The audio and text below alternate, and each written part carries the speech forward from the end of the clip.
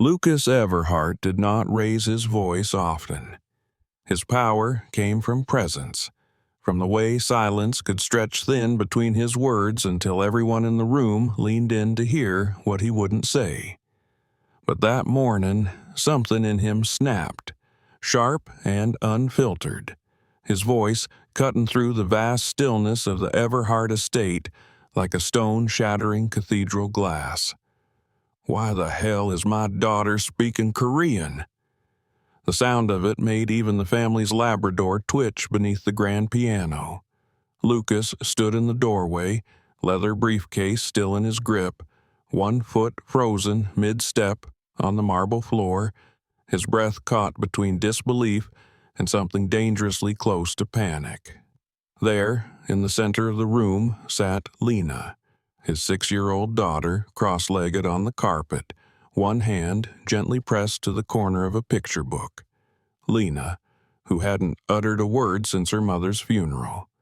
Lena, who stared back at him with wide brown eyes and calmly repeated, "Annyeong haseyo," hello, Korean. The word landed like a foreign object hurled into the middle of a museum exhibit.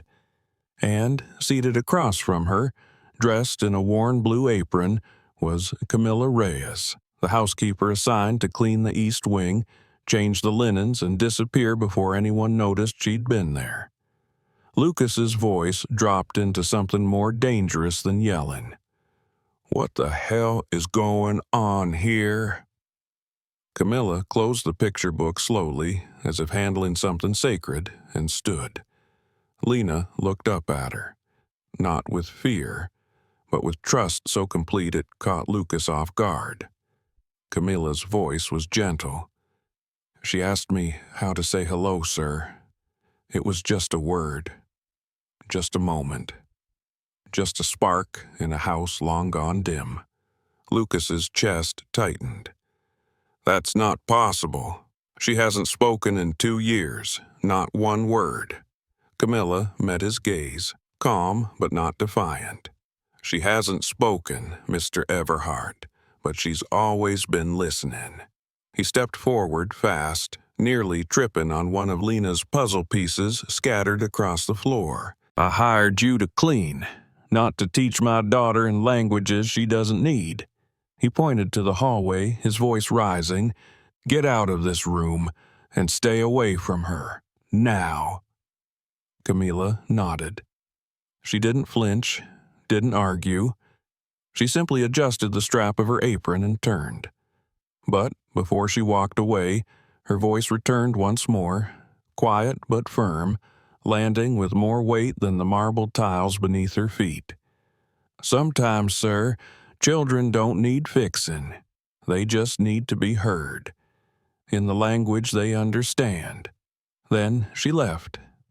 And Lena, who once flinched at even the softest confrontation, sat still and watched the door for a long time after it closed. The next morning, Camila was reassigned to the basement level, storage cleaning, no more access to the main floors. Lucas issued a house-wide directive.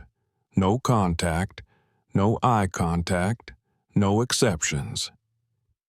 And Lena began to change, slowly but noticeably. She started to wander more, her eyes searching spaces like she was trying to find something that had been taken. She no longer engaged with her therapist. She resisted mealtimes. She pressed her hand against the glass door to the staircase leading down to the basement, her fingers staying there like they remembered something her mouth still couldn't say. Lucas doubled her sessions, hired a new specialist, ordered assessments, results, charts. But none of them explained why she had spoken in that moment, why that one word had surfaced like a lost artifact, or why, when she was alone in her room, she whispered syllables that didn't come from any of her English language drills. The house was still, but not silent. It had become a place filled with the echoes of something broken and unspoken. And in the quiet between reports and meetings, Lucas found himself replaying one moment over and over again in his mind. Not Lena's voice, but Camilla's. Sometimes, sir, children don't need fixing. They just need to be heard. He had no idea what that meant, but for the first time in years, he wasn't sure he was the one doing the listening. Lucas Everhart didn't believe in intuition. He believed in data, in controlled environments, in measurable progress. That was how he built his company and how he tried, in vain, to rebuild his home after it fell apart. But something about that morning, the sound of Lena's voice, the clarity in her eyes, the way her lips wrapped around unfamiliar syllables like she had always known them, refused to be filed away into a box labeled anomaly. The therapists told him it was a fluke, a mimicry, perhaps. Children on the spectrum sometimes echoed sounds without understanding. A one-time event. Not language, not meaning, certainly not progress. Still, he couldn't stop thinking about it. Couldn't stop thinking about how Camilla had spoken so gently, how she had stepped away without needing to win. That night, when the house was still and Lena had fallen asleep with a Korean picture book clutched to her chest, a book he didn't remember buying, Lucas opened the security feed. He told himself he was just checking staff compliance. But the cursor hovered, and he clicked on a folder marked Living Room 2 days ago. The footage showed Camilla seated on the rug, Lena beside her. The house was quiet, filtered sunlight painting soft patterns across the floor. Camilla spoke slowly, never forcing. She pointed to pictures. She said words in English, then in Korean. She waited. She listened. Lena didn't mimic. She responded. The cadence was deliberate, focused. Not fluke, not mimicry. Lucas leaned back in his chair, heart drumming against the cage of his ribs. He replayed the footage, watched as Camilla scribbled Korean syllables on the edge of a coloring book, watched Lena trace the shapes with her finger. He didn't understand the words, but he understood intent. This wasn't chaos, it was connection. And he had shut it down. He tried to rationalize. Maybe Camilla had overstepped. Maybe she had crossed a boundary. Maybe the boundary didn't matter. The next morning, he entered Lena's therapy room early. The new specialist, clinical and efficient, greeted him with a nod. Lena sat in the corner, arms wrapped around her knees, eyes blank. The woman was showing flashcards, colors, numbers, animals. Lena didn't react, not even to the ones she once smiled at. Lucas watched for 10 minutes, then 20, then quietly excused himself. He walked down the hall, past the kitchen, past the east wing, down the stairs that led to the lower level, to the storage floor. It smelled like bleach and forgotten things. He found Camilla wiping down a shelf, sleeves rolled up, hair pulled back, eyes tired but calm. She looked up when she saw him, said nothing, didn't ask, just stood there. He struggled for words. Finally, he said, "What were you doing with her?" Camilla didn't smile, didn't flinch, just answered, listening. "She always hums when she's calm, sir. I recognize the melody. Korean lullabies have distinct rhythm patterns. I asked if she wanted to know the words. She nodded. So I gave her the words, that's all." Lucas swallowed. "She's been mute for 2 years." Camilla nodded. "But she hasn't been silent. Not really. Sometimes we confuse speech with presence. But she's always been here." He wanted to argue, but the memory of Lena's voice haunted him, warm and clear and impossibly full. Why Korean? Camilla looked down at her hands. "My grandmother raised me in Busan until I was 9. She sang to me in that language before I ever learned English. Sometimes the heart knows where to land even when the mind doesn't understand the map. Lucas didn't respond. He left without a word. That night, Lena refused dinner. Not out of tantrum, but something deeper. She stood at the staircase to the basement, her small hand resting on the railing, not moving, just waiting. As if she could feel that someone who once made her feel whole had been buried below her feet. Lucas stood at the top of the stairs and watched her. She didn't speak, but the stillness said everything. He went to his office, opened the cameras again, watched more footage. In one clip, Camila and Lena weren't even talking. They were just sitting, breathing the same space, smiling. In another, Camila had written a Korean word in chalk on a small board. Lena had traced it with her finger, then tapped her chest gently, over and over. Later that week, the therapist reported regression. Lena wasn't cooperating. She was shutting down again. Lucas nodded through the session, but something had shifted inside him. That evening, he walked into the storage floor unannounced. Camila looked up, surprised, a mop in hand. He gestured toward the stairs. "Come with me." She blinked. "Sir? Please, just for a moment." Upstairs, he opened the door to the music room. Lena sat by the piano, staring at the keys. She looked up as Camila entered. Her eyes lit up. Not wide, not dramatic, just gently brighter, like someone recognizing a voice in a crowd. Camila stepped forward slowly. Lena reached out her hand. Lucas watched, breath held as his daughter touched the apron tied around Camila's waist. Then softly, just loud enough, she whispered, "Appa." Lucas's knees nearly buckled. The Korean word for father, spoken not to Camila, but in his direction. Not perfect, not practiced, but full of meaning. Camila said nothing. She simply looked at him. Lucas didn't ask questions. He didn't give orders. He only nodded once, a quiet surrender. That night, for the first time in 2 years, dinner was shared at the long oak table. 3 plates, 3 seats, 1 child who spoke very little, 1 woman who had no title, and 1 man who was finally beginning to understand what it meant to listen. Lucas Everhart had spent most of his adult life fixing things.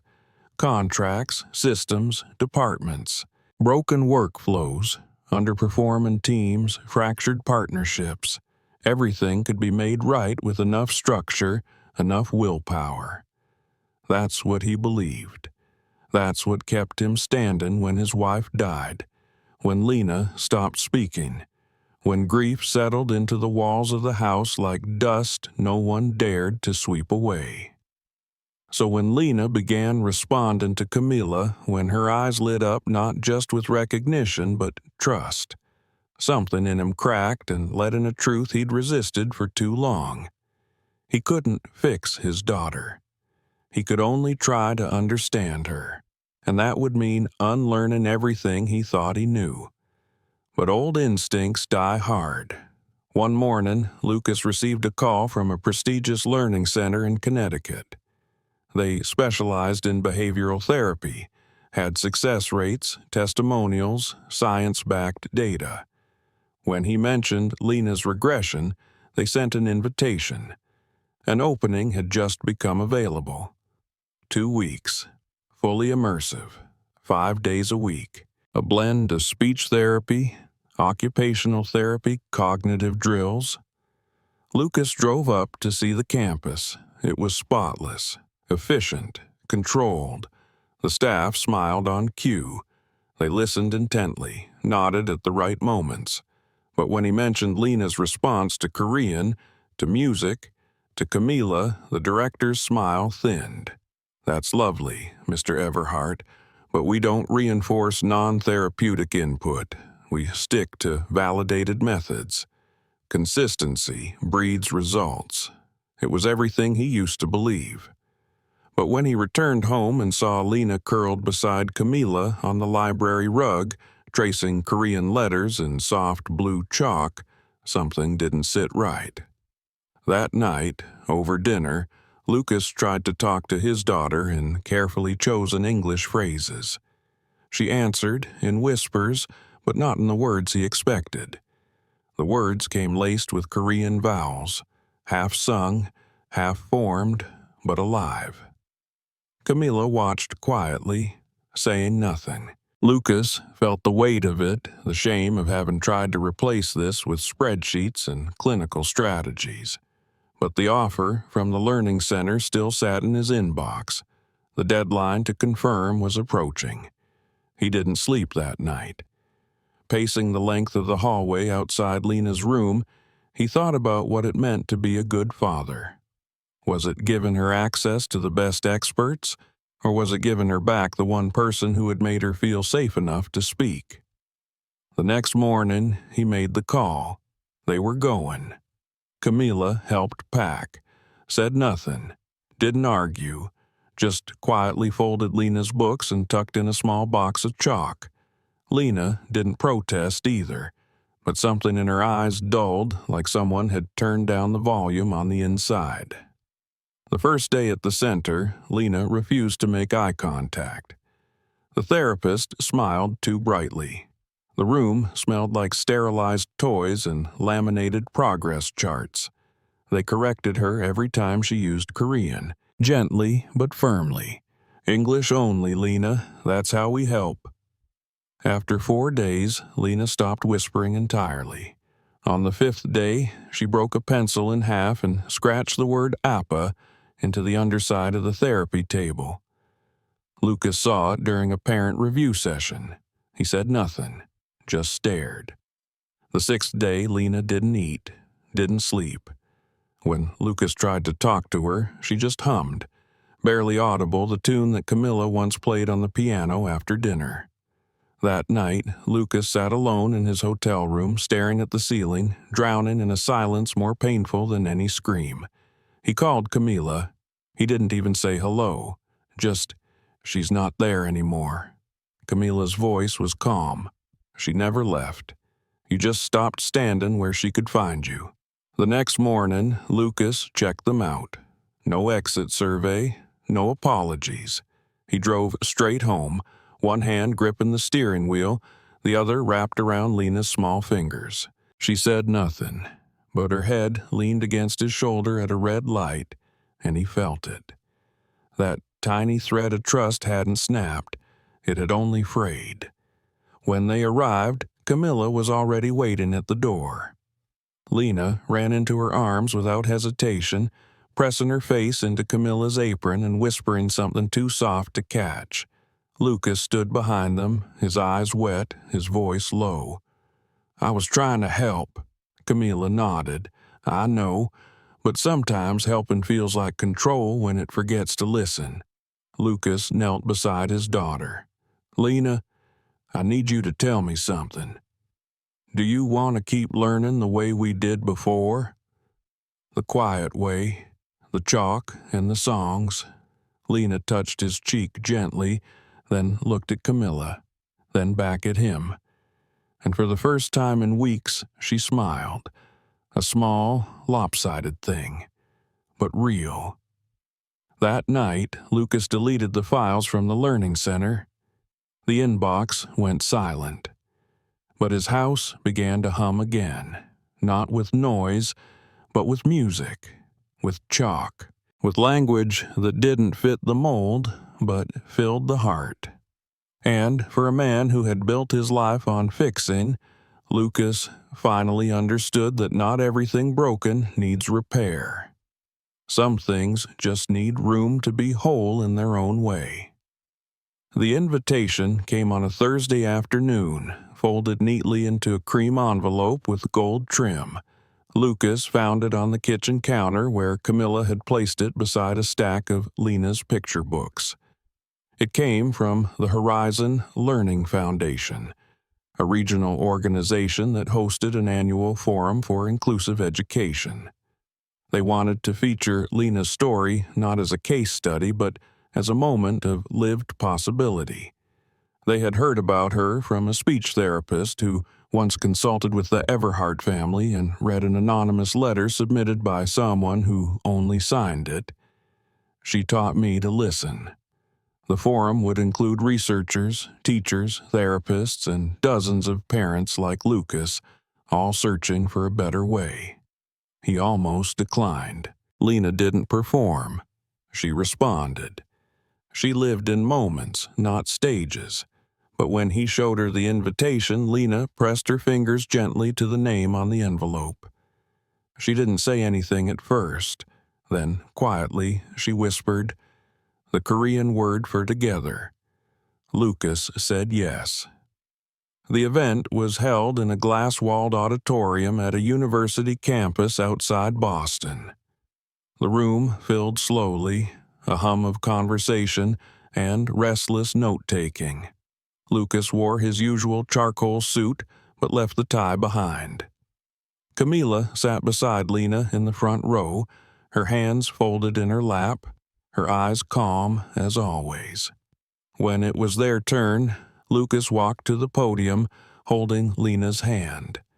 She wore a soft blue dress and a simple bracelet with beads that spelled her name in both English and Hangul. He didn't begin with credentials.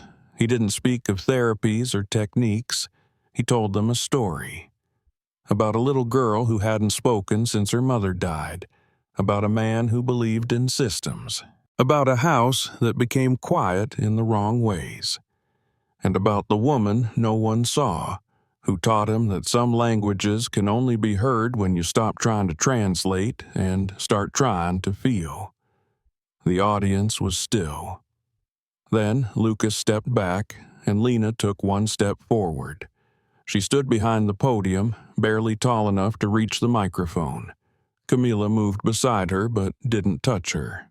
Lena opened a folded piece of paper and read, slowly, carefully, alternating between English and Korean. Her voice trembled only once. I speak differently, but I feel the same. I see colors in words. I feel music in books.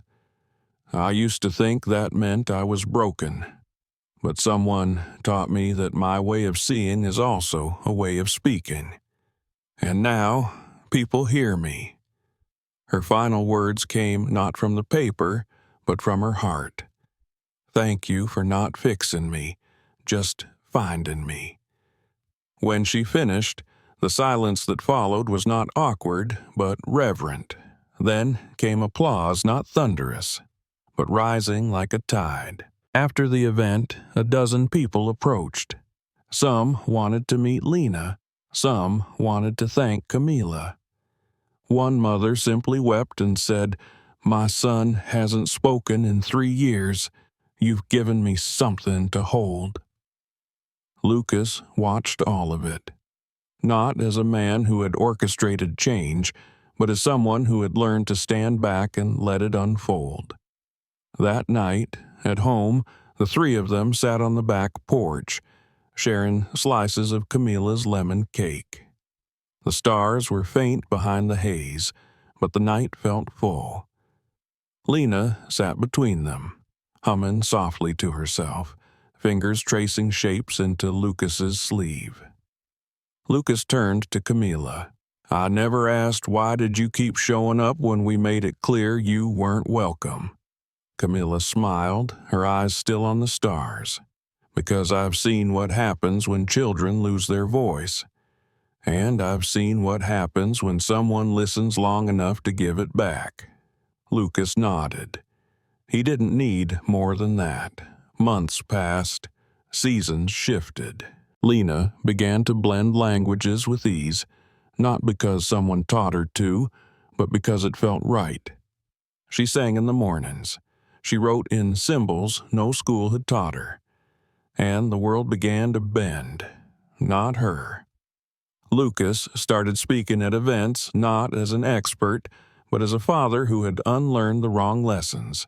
Camilla remained at their side, not as staff, not as help, but a something neither of them had the word for, but both of them needed.